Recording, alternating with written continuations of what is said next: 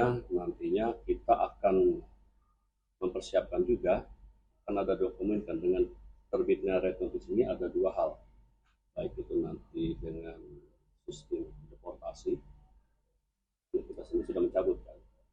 Yang kedua bisa juga nantinya dengan sistem kita siapkan ekstradisi.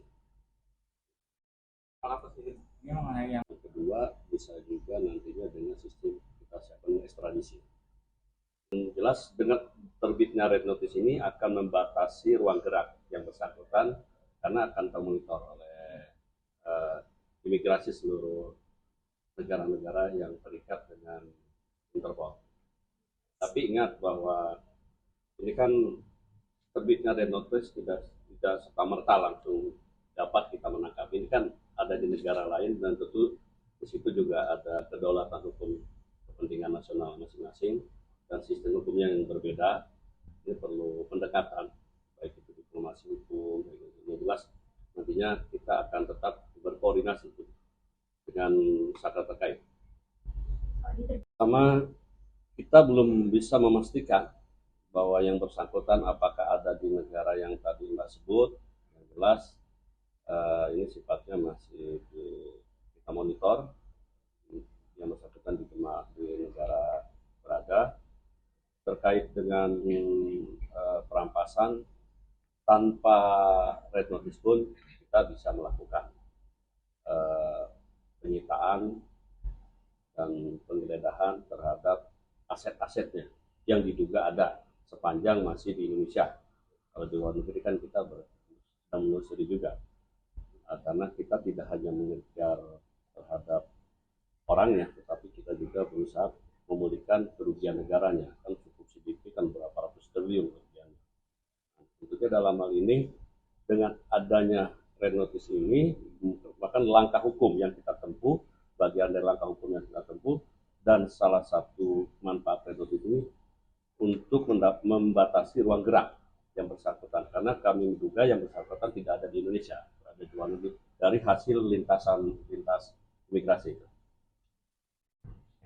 Dengan Interpol ini kan kewenangan masih di Interpol ya. Artinya demikian, tentunya kan ketika nanti ada tindakan-tindakan langkah-langkah berikutnya yang pastinya pasti Interpol akan melibatkan pihak kejaksaan selaku pemohon dan penyidiknya kan akibat. Kita tidak bisa berjalan sendiri.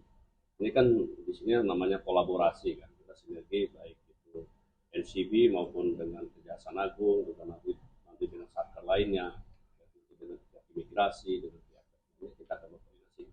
Yang jelas untuk saat ini kita percaya penuh dengan NCB dan Interpol. Namun demikian juga kita kejaksaan tetap memonitor dan mempersiapkan langkah-langkah berikutnya. Salah satunya apabila nanti itu dideportasi, kan kita harus siap juga timnya. Ini kan harus kehadiran penyidik. Yang kedua juga nanti seandainya membutuhkan waktu juga untuk ekstradisi, langkah-langkah itu. Makanya salah satu kita akan dua langkah itu ke depannya.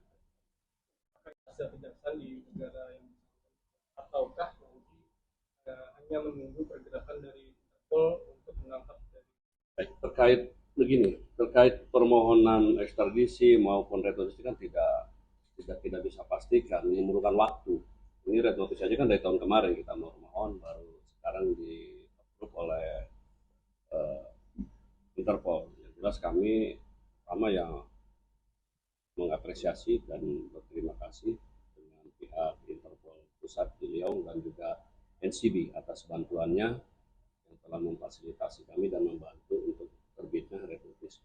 Dalam hal ini menindaklanjuti dengan terbitnya red notice, tentunya kami akan berkoordinasi dengan pihak-pihak terkait, pertama tentunya dengan pihak NCB dan Interpol lebih lanjut lagi, dan juga nanti kami berkoordinasi dengan negara-negara tertentu yang diperkirakan keberadaan yang bersangkutan. Terbitan red notice ini kan, maka ini kan akan terbit ke seluruh negara-negara yang masuk dalam keanggotaan Interpol. Tentunya dalam ini kita tidak tahu pasti keberadaan bersangkutan berada di mana. Yang jelas kita tinggal menunggu itikat baik dari negara-negara yang diduga berada keberadaan MRC di negara tersebut. Tentunya nantinya kita akan mempersiapkan juga, kan ada dokumen kan dengan terbitnya red notice ini ada dua hal, baik itu nanti dengan sistem deportasi, kita sendiri sudah mencabut kan.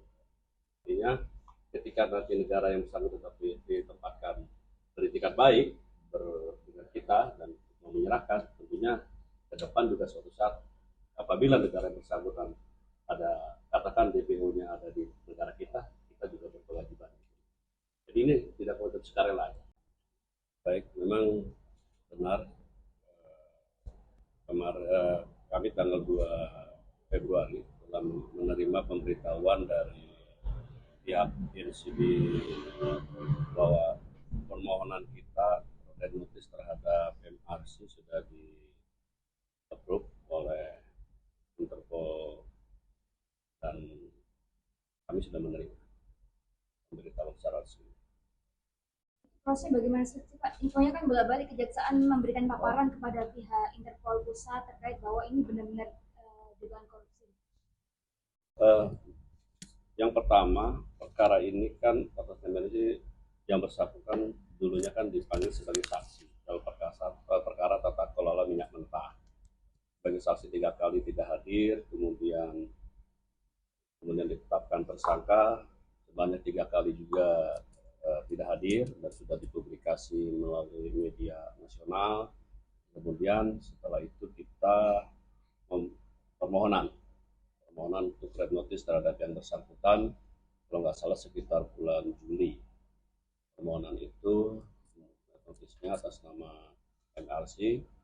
Kemudian sekitar bulan September tim dari penyidik Kejaksaan Agung berkoordinasi dengan Interpol NCB kita atas permohonan red notice itu. Kemudian setelah ada koordinasi ya berupa paparan, kemudian diteruskan oleh NCB ke Interpol di Riau. Informasi dari penyidik sih ada di salah satu negara. Jelas dengan terbitnya red notice ini akan membatasi ruang gerak yang bersangkutan karena akan termonitor oleh imigrasi seluruh negara-negara yang terikat dengan Interpol. Baik, memang benar kami tanggal 2 Februari telah menerima pemberitahuan dari pihak NCB bahwa permohonan kita red notice terhadap MRC sudah di-approve oleh Interpol dan kami sudah menerima pemberitahuan secara resmi. Prosesnya bagaimana sih Pak? Infonya kan bolak-balik kejaksaan memberikan paparan kepada pihak Interpol pusat terkait bahwa ini benar-benar dugaan korupsi. Yang pertama, perkara ini kan atas nama ini yang bersangkutan dulunya kan dipanggil sebagai saksi dalam perkara tata kelola minyak mentah. Sebagai saksi 3 kali tidak hadir, kemudian ditetapkan tersangka sebanyak 3 kali juga tidak hadir dan sudah dipublikasi melalui media nasional.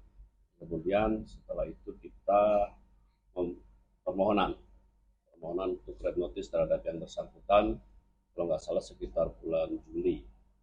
Permohonan itu red notice-nya atas nama MRC. Kemudian sekitar bulan September tim